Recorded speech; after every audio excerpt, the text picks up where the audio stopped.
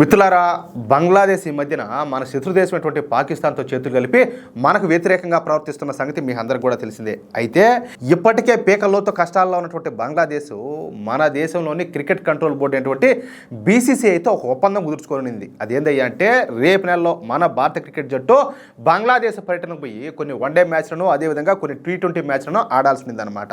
ఈ లోపల ఏం జరిగింది, ఈ నెలలో పాకిస్తాన్ క్రికెట్ టీం వచ్చేసి ఈ బంగ్లాదేశ్ పోతుంది. అయితే ఒక పాకిస్తాన్కు సంబంధించినటువంటి ఒక మీడియా సంస్థతో ఈ బంగ్లాదేశ్ ఒప్పందం కూర్చుకునింది. అదేమయ్యా అంటే ఇప్పుడు పాకిస్తాన్తో ఆడేటటువంటి క్రికెట్ మ్యాచ్లు రేపు నెలలో మన భారతీయ క్రికెట్ టీంతో ఆడేటటువంటి క్రికెట్ మ్యాచ్లు అన్ని కలిపి ఈ పాకిస్తాన్ మీడియా సంస్థతో కలిసి టెలికాస్ట్ చేస్తాయంట.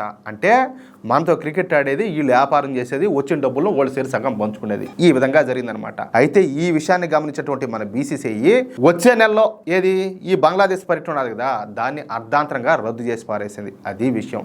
ఒకటే మాట, ఎవరైతే మనల్ని వ్యతిరేకిస్తున్నారో వాళ్ళతో ఎటువంటి పరిస్థితుల్లో కూడా ఏ సంబంధాలు ఉండాల్సిన అవసరం లేదు. కొంతమంది మాట్లాడతారు, క్రికెట్కు దీనికి సంబంధం అని చెప్పేసి. పక్కింటోడు వచ్చి నేను దొబ్బిపోతాడో, నువ్వు పోయి మళ్ళీ వాళ్ళతో ఆటలాడతా, ఇదైనా అంతే కదా. అది విషయం.